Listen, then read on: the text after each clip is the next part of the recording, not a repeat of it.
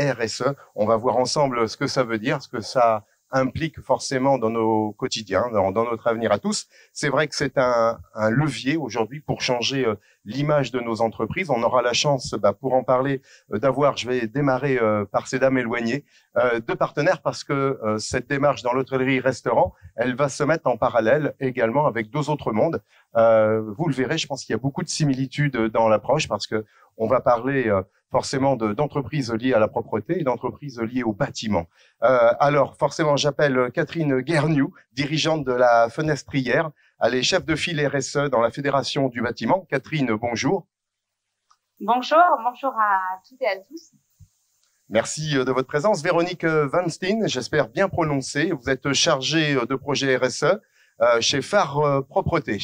Là, je suis chef de projet RSE pour la Fédération des entreprises de propreté plus généralement. Très bien, merci à vous. À nos côtés et ici en présentiel, alors je vais démarrer par la droite. Caroline Deguet, vous êtes restauratrice à la cantine d'Albert à Nantes. Bonjour, tout ça se passe bien. À vos côtés, Madame Catherine Thierard, élue Chambre de commerce et d'industrie ici à Nantes, présidente du GNI Grand Ouest, vice-présidente du GNI France et restauratrice.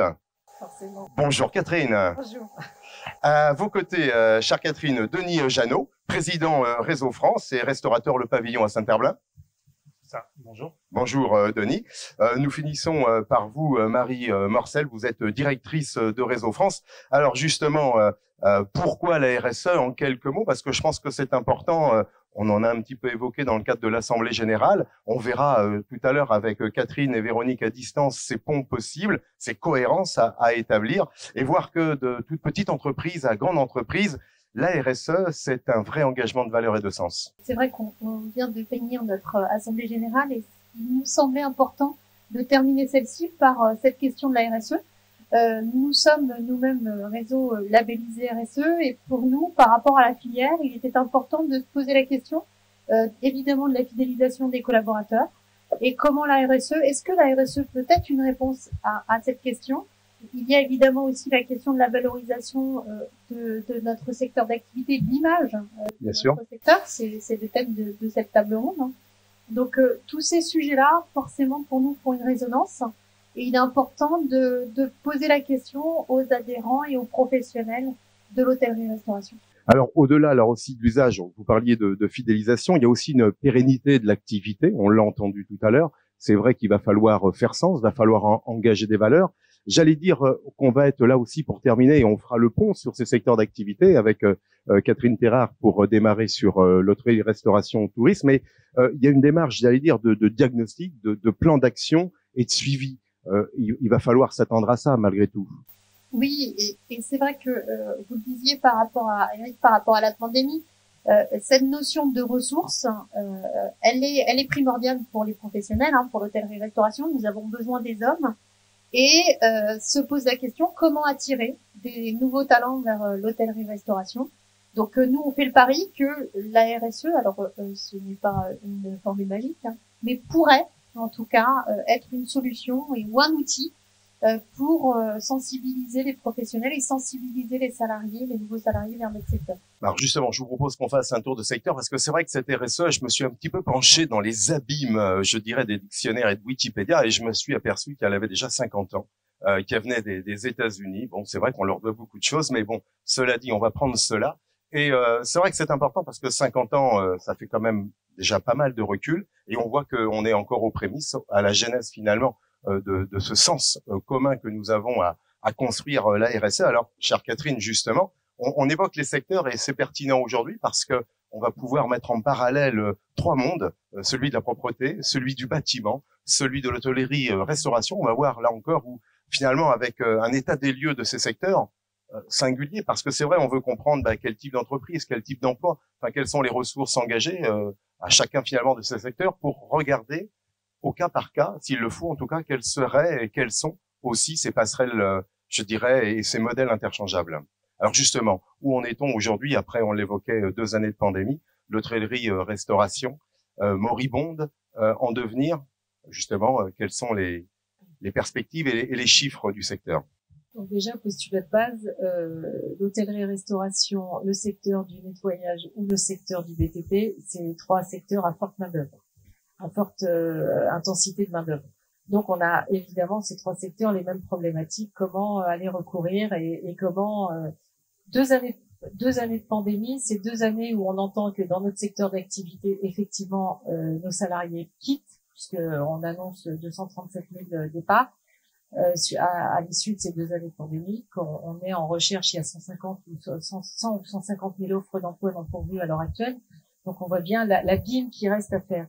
Moi, j'ai le sentiment que d'abord, on a beaucoup porté le focus sur notre secteur d'activité à mauvais escient, puisque en fait tous les secteurs d'activité sont touchés.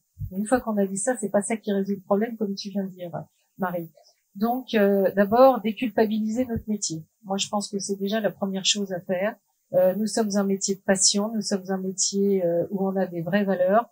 On parlait d'ADN, tu parlais d'ADN tout à l'heure, Denis. Je pense que c'est important et il faut redonner du sens aux choses. Un serveur n'est pas un porteur d'assiette et comment on le redynamise, comment on lui redonne envie de faire ce métier, comment on aide nos chefs de cuisine à retourner dans les mines, dans les halles, pas plutôt que d'attendre que les télévendeurs appellent pour avoir le prix du kilo de merlu ou choses comme ça. Et voilà. Donc ça, pour moi, ça c'est le préambule. Et puis c'est aussi réformer les manuels. Vous parliez tout à l'heure sur le digital, il y a énormément de choses à faire. C'est mettre en avant toutes les filières, bien évidemment, mais c'est aussi s'ouvrir à d'autres métiers. Alors ça, c'est pour la partie formation. C'est aussi, que nos professionnels, les chefs d'entreprise, pilotent réellement leur entreprise, qu'ils aient une véritable prospective, qu'ils envisagent l'avenir. Alors c'est la planification, c'est plein de choses. On parlait des feuilles d'émargement, mais ça va bien au-delà de ça. C'est une vraie stratégie d'entreprise et c'est pas attendre qu'un salarié vienne leur voir en disant mais est-ce qu'on a une enveloppe à la fin du mois? Bah non. Alors justement, je rebondis parce que on va questionner, je dirais Véronique et Catherine à distance, mais là on est sur finalement du sens. Mais si on revenait sur des valeurs, on le verra sur ces filières également partenaires. Combien d'entreprises sont engagées? Parce que souvent la RSE, on va se cacher derrière finalement quelques ombres en disant c'est pour des grosses structures et on le verra que non tout à l'heure. Alors des TPE aujourd'hui, on le voit bien dans la restauration et dans l'hôtellerie a fortiori, parce que le tourisme engage également tous ces professionnels. Il y a des petites structures. Donc on a plus ou moins des chiffres aujourd'hui sortis de Covid sur notre secteur. Compliqué. Je n'ai pas ces chiffres en tête. Je ne sais même pas s'il y en a à l'heure actuelle. Ce que l'on peut dire, c'est que déjà au niveau de l'Europe, sur l'aspect touristique, ils mettent en place des normes RSE dans notre secteur d'activité. Que toutes les grosses entreprises, en dehors de l'hôtellerie-restauration, mais toutes les grosses entreprises ont nécessité d'avoir entamé une démarche RSE. Alors c'est bien sûr une démarche sociale, mais c'est aussi des démarches environnementales. Que dans les futurs classements hôteliers qui sont en application à partir du 1er avril, on commence à mettre des normes de transition environnementale dans ces classements hôteliers. Ça veut dire quoi? Que quand je parle de pilotage d'entreprise, ça veut dire qu'il faut pas si on se laisse faire, on va subir. Donc il faut agir avant de subir. Et là aussi, c'est là où démarre la RSE. Oui, parce que je reviens vers vous, Marie, dans RSE, avant qu'on se dirige vers Véronique, mais il y a responsabilité, il y a cet acronyme, il est aussi singulier, RSE, responsabilité sociétale des entreprises. Alors, 3 mots quand même qui sont porteurs de valeur et de sens. Ça tombe bien, je voulais juste décrire parce que je voulais rebondir à ce que disait Catherine. C'est vrai que quand on parle de RSE et quand on parle d'engagement dans la RSE, on parle souvent et on pense souvent communément plutôt à l'environnement et justement nous c'est ce qui nous intéressait, c'était de dire avant de parler environnement, alors l'environnement évidemment c'est très bien, le territoire c'est très bien, mais nous on est des professions où notre première ressource c'est la main-d'œuvre. On a besoin de collaborateurs pour servir, pour cuisiner et ça fait partie de la RSE. Et pour nous, et là, je regarde évidemment Sarah Martin, qui est chef de projet sur la RSE chez nous, mais c'était important de remettre du sens dans le terme RSE et de ramener vraiment le côté social et le côté salarié dans la thématique de la RSE. Alors, j'en reviens parce que c'est vrai que les chiffres sont des fois difficiles, on le voit, à obtenir. Pour autant, ils sont cruciaux parce que Là encore, si on veut une RSE pour tous, il faut qu'elle soit partagée par tous, et ça c'est fondamental, et surtout nos territoires bien évidemment. La physionomie également de l'emploi, parce que c'est fondamental, on va le voir forcément dans la propreté et dans le bâtiment. J'appelle ça moi des métiers du temps. Et c'est vrai que si on fait un petit clin d'œil à l'histoire, Taylor nous disait, parce qu'on parlait des USA, parce que 70 c'était le départ de la RSE, il disait ce qu'ils produisent nous rend riches. C'est vrai que c'était une valeur un peu honteuse, a été, je dirais, valorisée par la compétition. Aujourd'hui, on peut garder la même chose, ce qu'ils nous produisent nous rend riches, mais si on le met en émulation, on a peut-être les prémices, entre guillemets, d'une RSE vertueuse, je dirais interprofessionnelle aussi. Vous vendez très bien la RSE. Merci, chère Marie. Non, mais c'est vrai, c'est vraiment ça, c'est redonner du sens. Et souvent, la problématique quand on parle de RSE ou quand on pense l'acronyme et on fait du greenwashing, c'est pas du tout l'idée. L'idée, c'est vraiment de se questionner sur les valeurs, sur ce qu'on peut mettre en avant, de questionner aussi, parce que forcément, on peut avoir une vision en tant que chef d'entreprise et moi en tant que directrice du groupe en employeur, mais c'est important aussi de questionner les salariés et de voir à un moment la corrélation qu'on peut avoir entre les désirs et la possibilité de ce que l'on peut faire en tant que chef d'entreprise. C'est vrai qu'on parle d'économie, Catherine aussi. J'ai lu que la RSE aujourd'hui elle est au capital immatériel, c'est-à-dire que sur le bilan, ça fait sens là aussi. Je dirais à vous, responsables d'entreprise, il y a un bénéfice, il y a un risque bien évidemment, mais il doit être positif parce qu'il y a une norme aussi, la norme ISO qui est là, 26 000. La RSE, je pense que c'est une dynamique d'entreprise que l'on instille au fur et à mesure. On bascule pas du jour au lendemain dans la RSE. Je crois que c'est une démarche progressive. C'est une démarche d'incitation de l'ensemble de l'entreprise pour nos collaborateurs, d'abord pour leur qualité de vie au travail, mais pour leur qualité de vie tout court. Et puis dans la qualité de vie, il y a tout le reste, c'est-à-dire les transitions environnementales, c'est c'est l'inclusion, c'est les circuits courts, c'est la gestion des déchets, c'est tout ça. Et en fait, ce qu'on applique au sein de l'entreprise, on est aussi peut-être capable de l'appliquer chez soi. Et donc, c'est toute cette démarche positive qui donne du sens et qui normalement est entraînant. Justement, je me retournais vers Véronique Vancine. On va utiliser la technologie moderne. Vous m'entendez bien? Vous me recevez, Véronique? Vous êtes dans l'activité de la propreté. Là encore, on l'évoquait ensemble. On a forcément des gens aussi souvent invisibles, hein, parce que quand on gagne nos bureaux, quand on est en entreprise, les gens de la propreté sont déjà passés par là. Donc, il est important aussi de s'engager tous ensemble. On l'évoquait. Quelles sont, on en parlait là aussi, les physionomies d'entreprise. On pense que dans la propreté, on a de toutes petites structures jusqu'à, je dirais, de grosses entreprises. La diversité, là aussi, est de mise. Oui, tout à fait. En termes de taille d'entreprise, alors on est un secteur, pour brosser rapidement le secteur, c'est près de 14 000 entreprises qui emploient au moins un salarié, 550 000 emplois, 16 milliards de chiffre d'affaires, plus de 100 000 postes créés dans les 10 dernières années, et puis une structuration très différente, très diverses, avec à la fois des grands groupes, alors que vous connaissez leurs noms, Honnête, Samsic, de Richebourg, Chalençon, Elior, etc. Et puis tout un réseau de moyennes, enfin de groupes régionaux, de PME, de TPE qui sont présents partout sur le territoire. Voilà, et puis si je peux... en fait, nous, on a travaillé sur un référentiel RSE. Et dans la méthodologie, ce qui est vraiment intéressant, c'est qu'on s'est vraiment focalisé sur quels étaient les engagements importants pour le secteur, en croisant à la fois en regardant l'ISO 26000 et puis en croisant avec les attentes de nos parties prenantes. Et on a élaboré 18 engagements. C'est un comité de pilotage qui a travaillé, qui comprenait une dizaine d'entreprises, donc de toute taille. On avait des grandes et des TPE.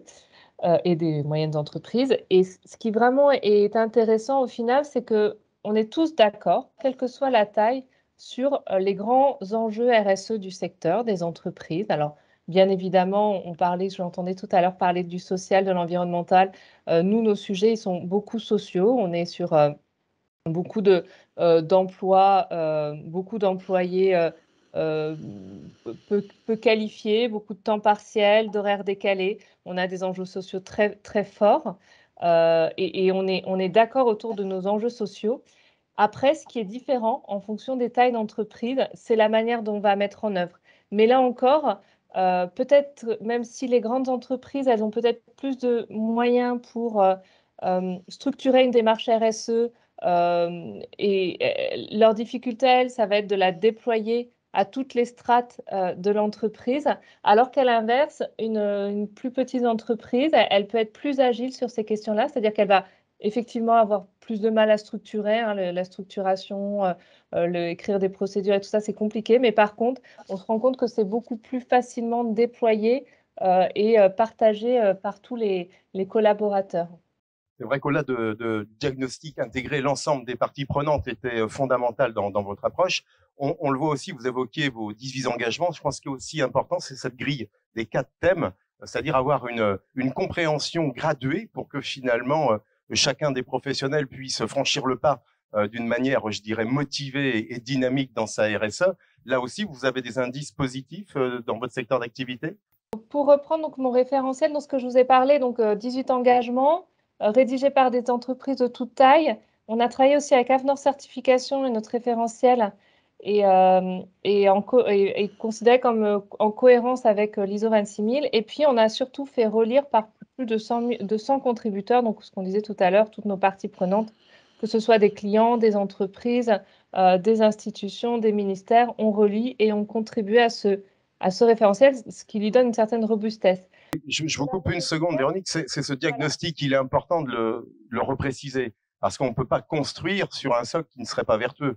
Il fallait pour autant déterminer avec vos acteurs de la filière vos préoccupations. Tout à fait. Et donc là, vous voyez, effectivement, c'est nos grandes thématiques. Alors, je ne vais pas rentrer dans chacun des engagements, mais par exemple, vous avez, nous, ce qui est un engagement, donc ils sont pondérés, et c'est une pondération qu'on a fait avec nos parties prenantes. Donc, par exemple, on a la santé et sécurité au travail. C'est une de nos plus grosses pondérations, parce que voilà, voilà, la propreté, c'est physique. On sait qu'on a beaucoup de... Le premier enjeu, c'est les troubles musculo-squelettiques. Donc ça fait partie des enjeux très forts. Et vous voyez, tous les thèmes sociaux, par exemple, c'est 40% d'un scoring total. Donc voilà, on parlait tout à l'heure, donc c'est important.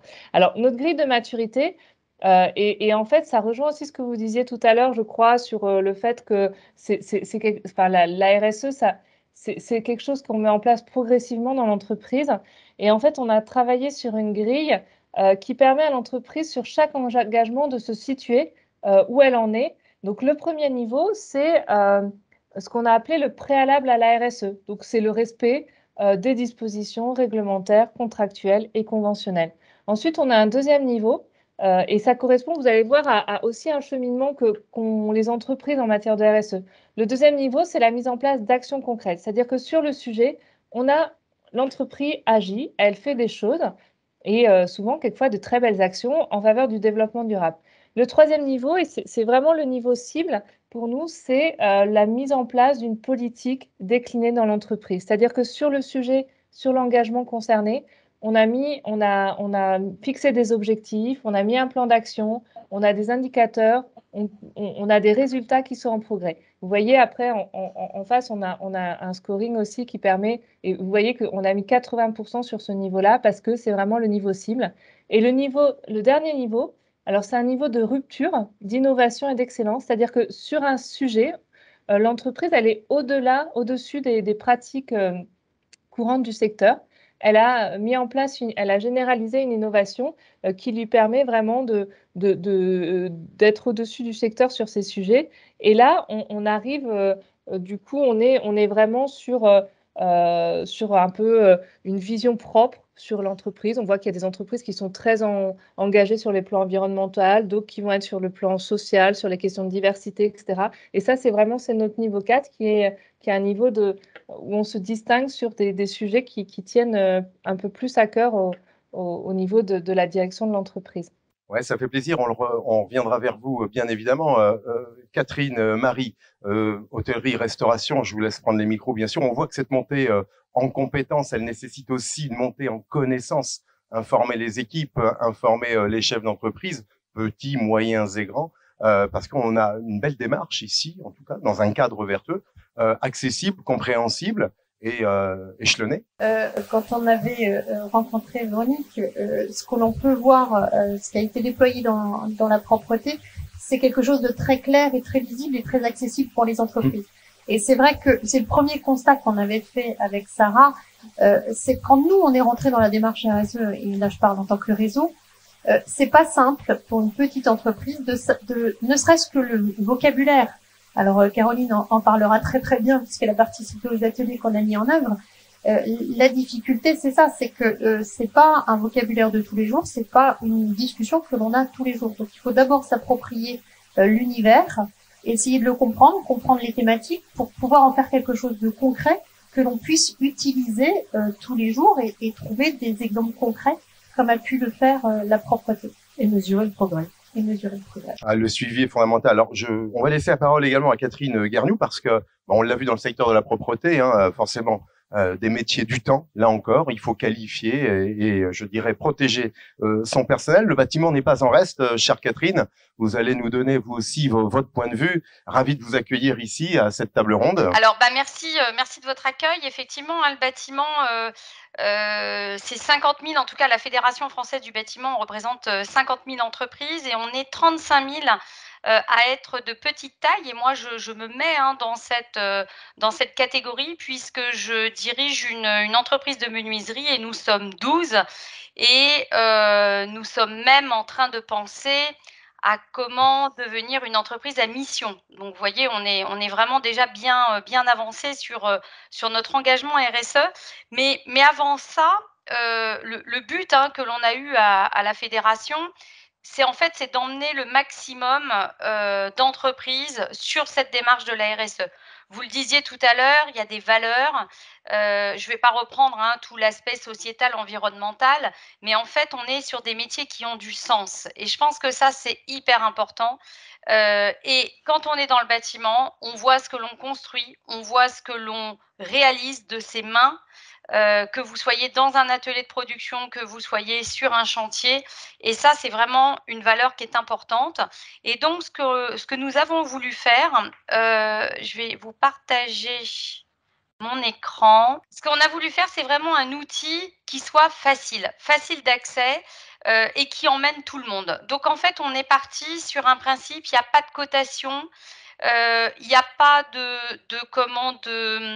label.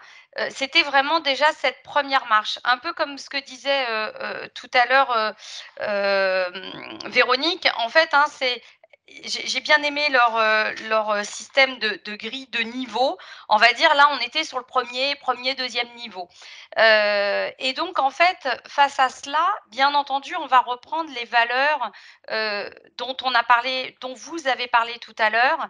Et nous, ça va être orienté, oui, sur le côté environnemental. Vous savez qu'on est de gros pollueurs dans le bâtiment, avec surtout la gestion de nos déchets qu'il faut que l'on maîtrise nettement mieux. Et on a une réglementation qui arrive en 2023, donc je pense qu'on va être beaucoup plus performant. Mais voilà, c'est vraiment aussi développer, vous en parliez, cette relation sociale, sociétale, les compétences des collaborateurs, mettre les collaborateurs au centre de l'entreprise et pas en satellite autour de l'entreprise. Ce sont des parties prenantes de l'entreprise. Et puis, la loyauté des pratiques, bien entendu, assurer la satisfaction client. Et un autre volet qui est aussi important, vous avez peut-être aussi affaire à des appels d'offres et vous savez que ça répond aussi maintenant, la RSE, vous devez avoir des critères dans vos entreprises pour pouvoir y répondre. Donc en fait, on a essayé de balayer tous ces éléments et on s'est basé aussi sur des chiffres parce que je pense qu'en tant que chef d'entreprise, on a aussi besoin de chiffres qui nous parlent. Alors, 43% de la réputation d'une entreprise relève de la dimension RSE. 90% des salariés d'une entreprise engagée dans une démarche RSE sont fiers de leur entreprise. Donc, je pense que c'est vraiment, vous voyez, des signes forts. Et 62% des millennials, les jeunes qui arrivent sur le marché de l'emploi, veulent travailler pour des entreprises qui s'engagent, des entreprises qui ont un équilibre entre la qualité de vie et la vie professionnelle. Et puis, quelque chose qui nous parle, nous aussi, en tant qu'entrepreneurs, 13% de performance économique en plus pour les entreprises qui s'engagent dans une démarche RSE. Donc, je pense que ces chiffres, Bien entendu, hein, il peut y en avoir beaucoup et l'exploitation peut être vite rapide. Mais c'est vraiment important, d'en prendre compte parce que, il faut vraiment que l'entreprise en fait, toute la difficulté que l'on a, c'est, d'accompagner l'entreprise et de lui dire: «Ça va être utile». Certes, ça va vous prendre un petit peu de temps, mais ça va être utile à moyen, court terme et après même sur du long terme. Vous allez vraiment repenser votre entreprise, la façon dont elle va se développer et c'est en fait l'enjeu que l'on a voulu avoir avec notre outil bâtisseur responsable. Ouais, bah merci Catherine, je me retourne vers vous, Catherine Quérard. Tout à l'heure, je vous entendais dire déculpabiliser. Je trouve que on y est là ici, on l'a vu, le rapport au temps, le rapport à la fierté. S'il y a bien un métier, l'hôtellerie-restauration, qui nous accapare le temps, Denis l'évoquait, en français, on est habitué à manger à des heures précises et malheureusement, on a faim à des heures précises. Donc ça, on y est quand même bien contraint. Et qu'est-ce qu'on est fier? Mais qu'est-ce que nous sommes fiers de notre agriculture? Qu'est-ce que nous sommes fiers finalement de nos paysages, de notre France? Donc on pourrait penser que là encore, finalement, vous avez des outils, là encore, parce qu'on transcende le règlement intérieur dans nos professions. On est sur cette vision portée, et je dirais portée non seulement par le chef d'entreprise, ses collaborateurs, et je dirais, Catherine l'évoquait, ce sont des chiffres qui sont aussi probants quand on va négocier chez son banquier, quand on va négocier également avec des fournisseurs ou autres partenaires. La RSE, aujourd'hui, est un élément de valeur. Non, c'est un élément de valeur et là c'est vraiment un élément qui est quantifié. La Banque de France de Nantes, de Loire-Atlantique, a ressorti des chiffres comme quoi toutes les entreprises, et je confirme ce qu'il vient de dire, qui pilotent leur RSE et qui ont entamé des démarches, alors même s'il y a un léger investissement au départ, mais c'est plus du temps, mais en tout cas a une performance économique très améliorée. Donc ça milite pour notre secteur d'activité d'y aller. C'est vrai que pour revenir à l'histoire du sens et de la qualité de nos filières et du savoir-faire je crois que en fait on s'est pas reposé sur nos lauriers. Je crois qu'aujourd'hui la restauration a besoin de réécrire l'histoire, de son histoire et de ce qu'elle sait faire, parce que c'était devenu un peu facile. Oui, mais la planète, on voit bien, elle est un peu malmenée en ce moment. On a des agriculteurs qui travaillent très bien et qui travaillent très dur, et particulièrement à proximité. Donc, eh bien, mettons tout ça dans la boucle. Inscrivons-les dans notre et faisons-le savoir surtout à nos collaborateurs, à nos clients. De plus en plus, ils veulent bien manger, on a une restauration de qualité. Bah, faisons-le savoir parce que c'était devenu trop simple. Or, c'est pas si simple que ça, être restaurateur, être traiteur, voilà. Bah justement, on va pouvoir l'évoquer avec Catherine, mais justement avec Caroline, pardon, un petit clin d'œil parce que Catherine, vous m'évoquiez justement cette agriculture. J'avais noté parce que je m'attendais finalement à ce regard.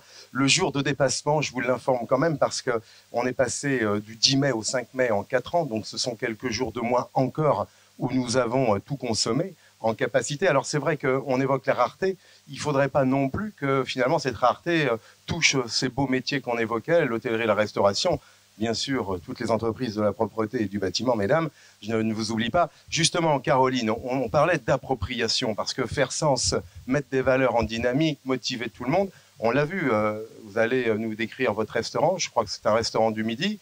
Combien de salariés, Caroline ?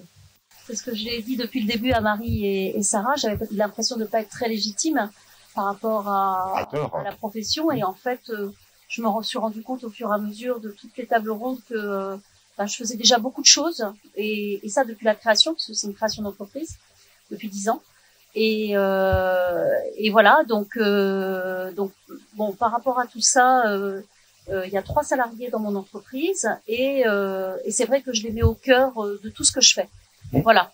Donc j'espère et je tente d'avoir une gouvernance qui soit participative, puisque dans tous les projets, je les sollicite, j'essaie de les amener aussi à comprendre pourquoi on le fait, quel est le sens de ce que l'on fait. Et bon, il y a eu le Covid et depuis qu'on a arrêté les ateliers de conférences, il y a la guerre en Ukraine. En plus, voilà. Et je pense que ça remet aussi les pendules à l'heure par rapport à ce qui se passe aujourd'hui. Et ça vient, je dirais, accroître encore plus la nécessité d'intégrer le RSE dans nos entreprises. C'est flagrant. Tous les jours, avec nos fournisseurs, on commence à avoir des pénuries de matières premières, des problèmes d'approvisionnement, etc., etc. J'ai lu un article ce week-end dans le Ouest France sur notre étoilé qui se trouve à Carquefou, donc le fils Pérou. Oui. Mathieu. Je sais pas si voilà Mathieu. J'ai été mais interloquée de la manière dont il travaillait et je me dis bah c'est ça. Aujourd'hui c'est ça qu'il faut faire. Et en plus lui il est étoilé. Donc je me dis il y a dans son restaurant j'ai pas la chance d'y être allée malheureusement mais voilà je lisais que il y aura pas à sa carte les produits nobles et extraordinaires qu'on espère trouver dans un étoilé. On va avoir les poissons de Loire, de l'herbe également. Je peux goûter un poisson de l'herbe d'ailleurs, mais et puis voilà, il a en plus eu ce qu'on appelle l'étoile verte, c'est ça? Voilà, l'étoile verte. Et aujourd'hui, tous à notre niveau, je suis extrêmement convaincue qu'il faut qu'on aille tous vers ça. Vraiment. Ce matin, bon, il se trouve que je remplace une salariée en cuisine depuis ce matin qui a le Covid. Et j'ai mis à la porte un fournisseur qui est venu nous livrer, par exemple, des choses dans 10 000 cartons. Je lui dis, mais vous repartez avec vos cartons. Il me dit, ah, mais j'ai pas la place de les mettre dans mon camion. Je dis, vous débrouillez. Justement, Caroline. Non, mais voilà, tout est comme ça. Tout est comme ça. Parce que si on accepte aussi de participer à cette espèce de négligence, j'ai pas envie de faire l'effort eh bien, en fait, on va dans le mur. Je pense que à tous les niveaux, là, on parlait des salariés, on parlait de l'environnement, mais chez nous, on parle aussi des fournisseurs. Depuis le début de la création d'entreprise, on a mis en place des choses avec les fournisseurs, par exemple la récupération des caisses. On travaille avec une ferme laitière qui nous livre des bidons qu'ils récupèrent, avec un maraîcher qui récupère aussi ses cagettes de bois, etc., etc. Enfin voilà, ça se fait absolument à tous les niveaux. Et je suis finalement assez fière et contente de voir que j'avais pas l'impression de faire quelque chose d'extraordinaire, honnêtement. Mais la RSE, c'est ça. Mais c'est ça. C'est justement. Depuis le début, on le fait et voilà. Et je le fais. Une démarche volontaire, l'impact de vos décisions, une mise en dynamique de vos collaborateurs. Bah, finalement, c'est déjà un bel engagement RSE. Est-ce que vous avez un cadre justement plus vertueux, plus administratif, vais-je dire, qui engage justement tous ces points que vous déployez? J'ai bien écrit, hein. Moi, c'est là où peut-être le bas blesse alors. Ah bah oui, mais bon. Ouais. Ben, je ne sais pas. J'ai pas beaucoup le temps d'écrire les procédures et je suis pas certaine que mes salariés liraient les procédures, franchement. Mais voilà,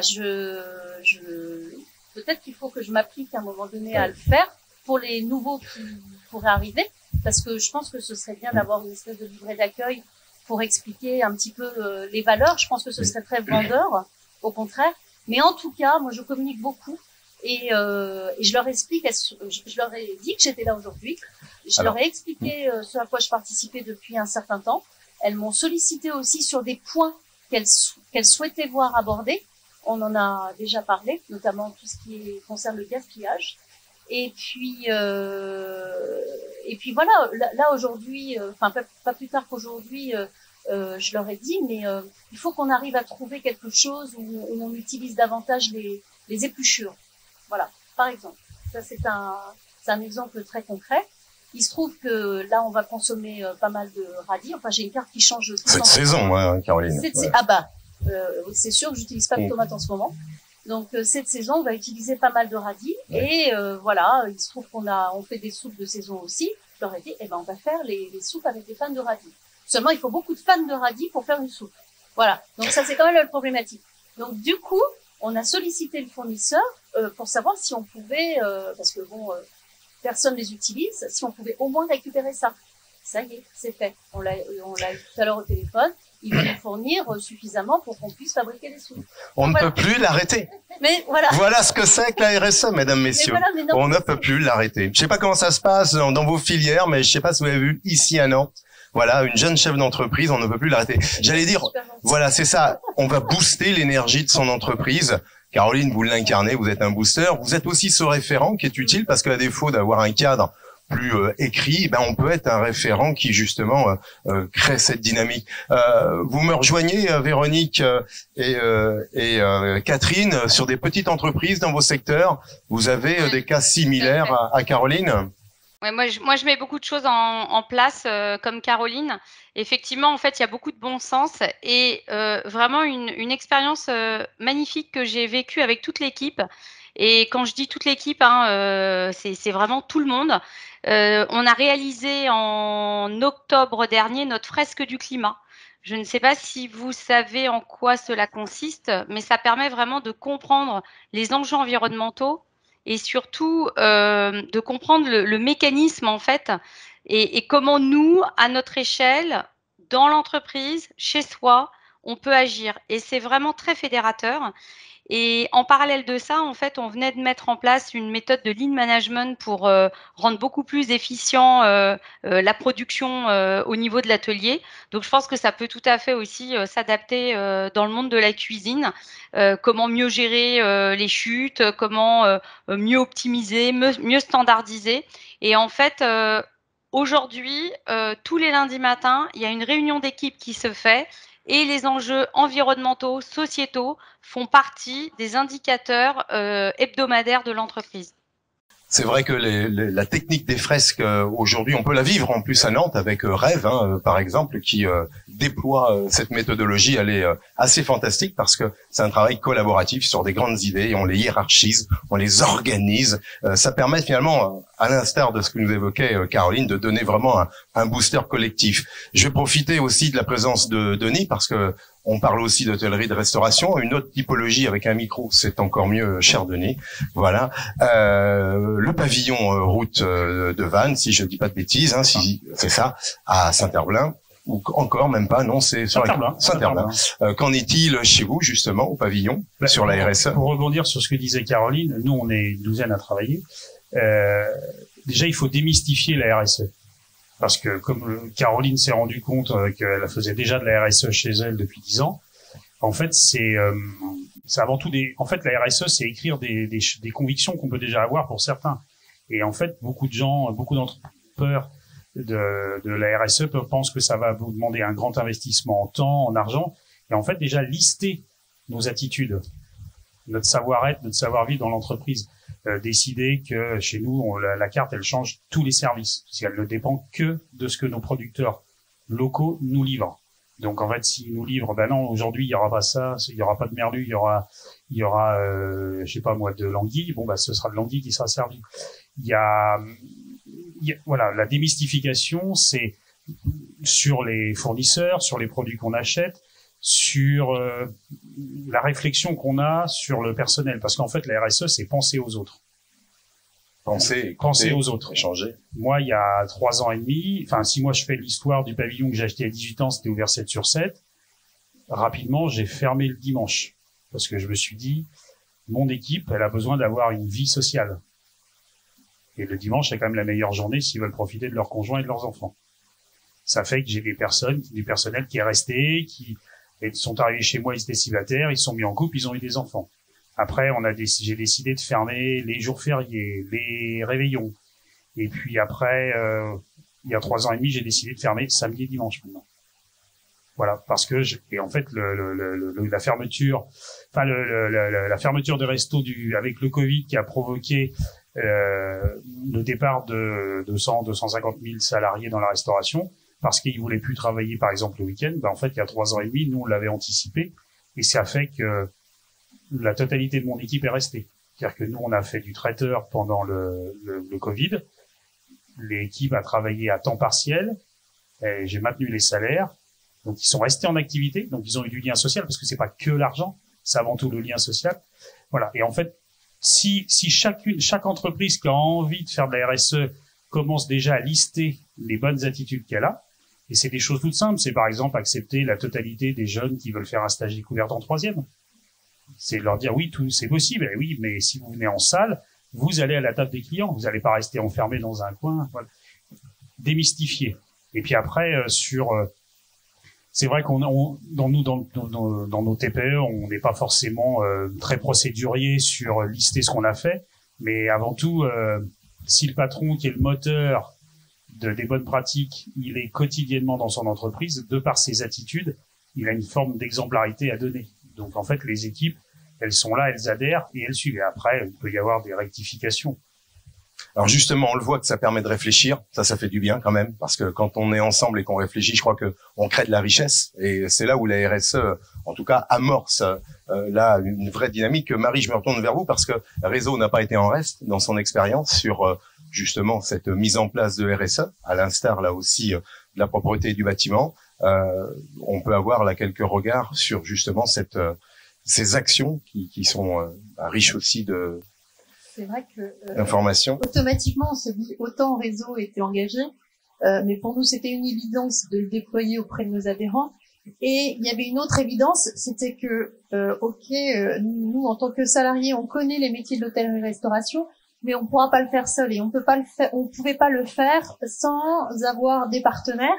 Donc quand on dit partenaires, c'est évidemment les syndicats professionnels et puis la CCI qui nous a toujours suivis.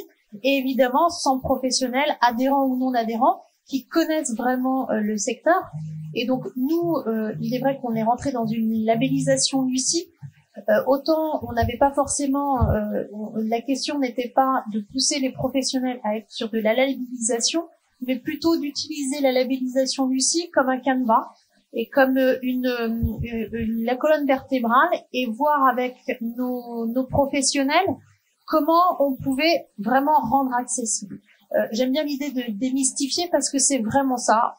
Les concepts, il y en a plein, mais ils sont rarement accessibles quand on est dans une activité. Il faut pouvoir prendre le recul pour avoir une grille de lecture. Et nous, c'est vraiment dans ce sens qu'on a essayé de travailler.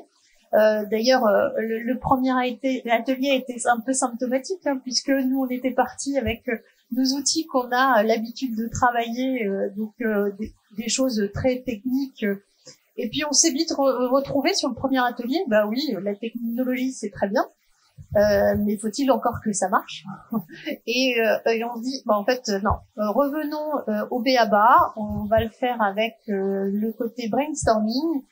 On prend chaque professionnel, quelles sont ses idées, quels sont leurs points de vue sur les différentes thématiques. Et est-ce que quand on dit cette phrase, on parlait des 18 engagements, est-ce que ça parle à un professionnel? Oui, non. Si ça parle pas au professionnel, comment on peut transformer cette phrase pour que ça ait du sens? Parce que vraiment, l'idée, c'est d'avoir du sens. Donc, on a créé un référentiel sectoriel qui soit vraiment spécifique à l'hôtellerie-restauration.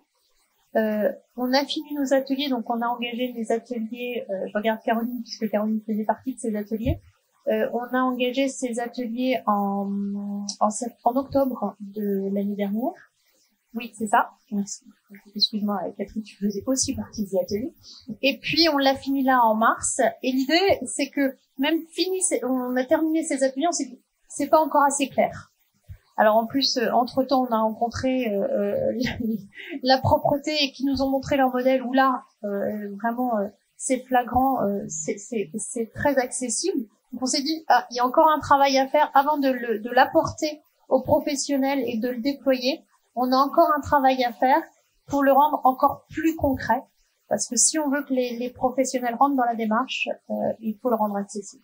Alors accessible et aussi des retours concrets. On voit sur la pénurie d'emplois, parce qu'on parle de la propreté du bâtiment, de la restauration et de l'hôtellerie. On va dire que là, il y a quand même un maître mot. Il y a eu une fuite, une grosse fuite. Tout à l'heure, je reprends encore ce mot déculpabiliser, je l'ai bien noté parce que je trouvais que là aussi, sur des horaires décalés, la gestion de l'emploi allait vers des publics là aussi plus en difficulté pour former, faire sens là une fois de plus. On le voit que ça seront en tout cas des voies nécessaires et utiles pour pallier certainement le manque d'emploi, alors qu'il soit dans la restauration, dans le bâtiment ou dans la propreté. Il va falloir former, il va falloir dynamiser et fédérer sur les mois et les années à venir. De toute façon, la formation, tout commence par là.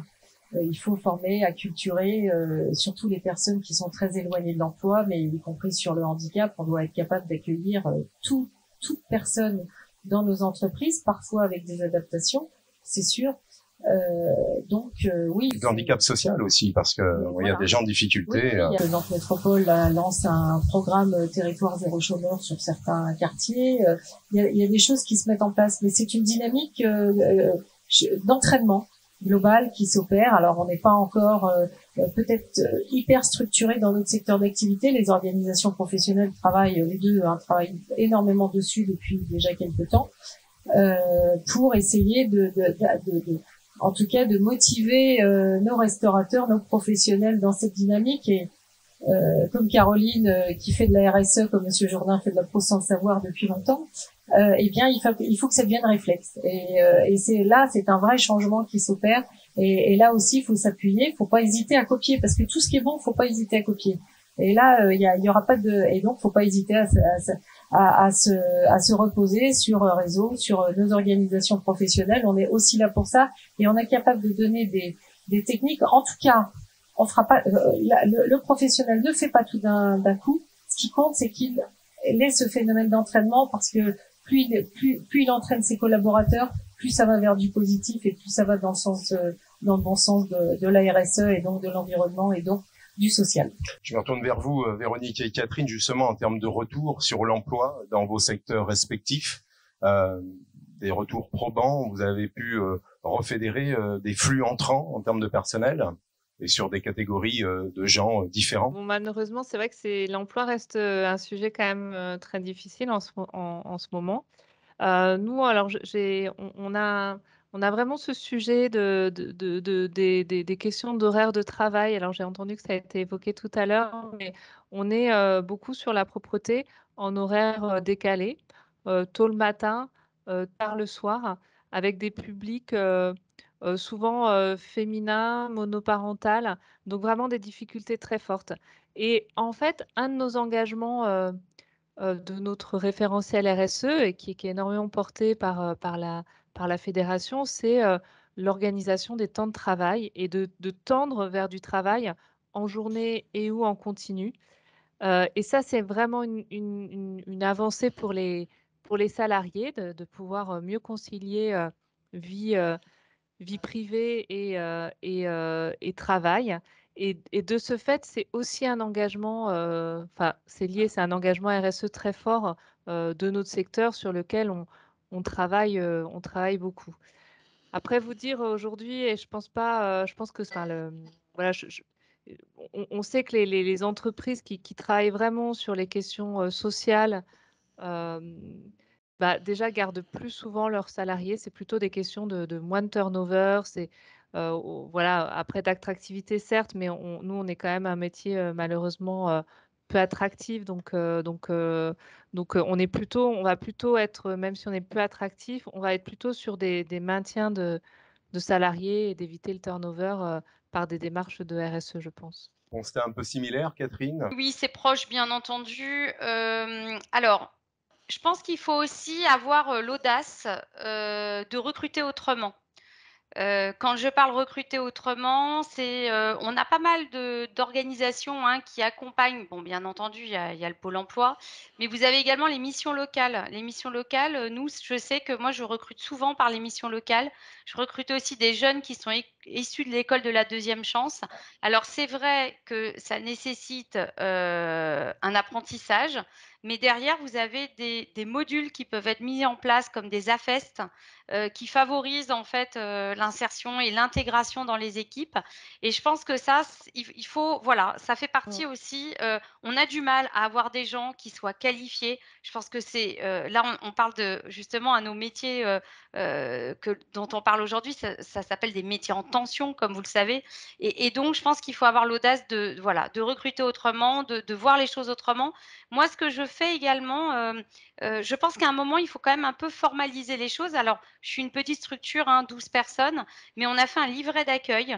Et ce livret d'accueil permet aussi de mettre en avant nos engagements de qualité de vie, nos engagements sociétaux, nos engagements responsables, comment on fait du mécénat. Enfin, voilà, on essaye, si vous voulez, vraiment de de trouver des outils pratiques, parce que c'est ce qu'il nous faut, nous, chefs d'entreprise, hein, c'est des choses pratico-pratiques.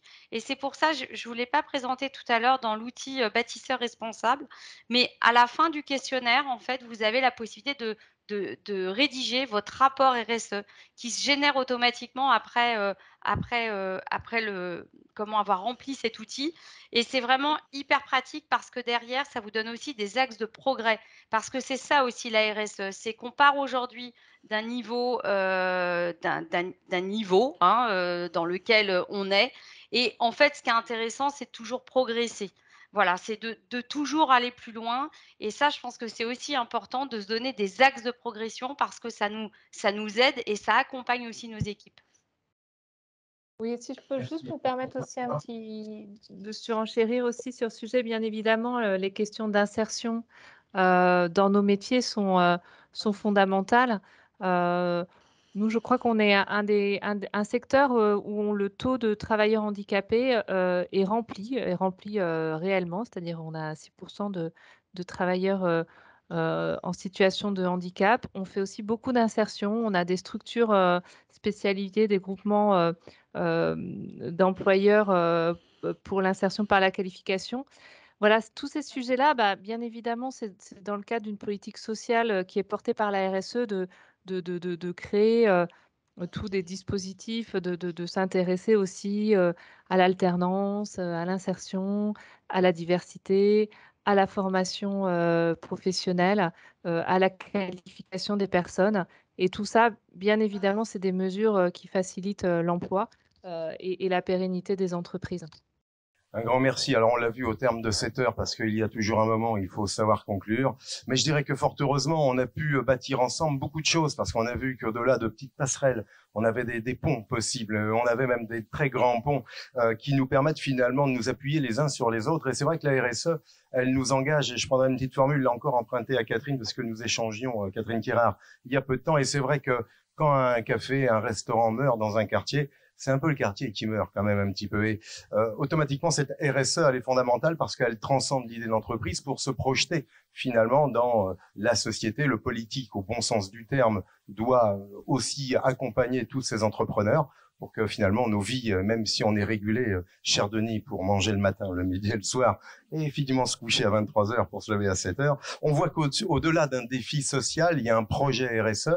Chère Marie, je vais vous laisser le mot de la fin pour, je dirais, faire sens, parce qu'on le voit, il va falloir définir là aussi des outils, on a besoin d'y voir plus clair, parce qu'à l'instar de Caroline, comme de Denis et de Catherine, on fait de la RSE, puis mince, on le savait pas forcément, et on voit que d'un seul coup, au sein de l'entreprise, ça peut devenir, au-delà du sens, une vraie valeur, même pour l'entrepreneur, parce que comptablement, financièrement et bien sûr humainement, ça fait sens. Ce que disait Caroline est très pertinent, c'est on fait des choses mais on se rend pas toujours compte et surtout on ne communique pas.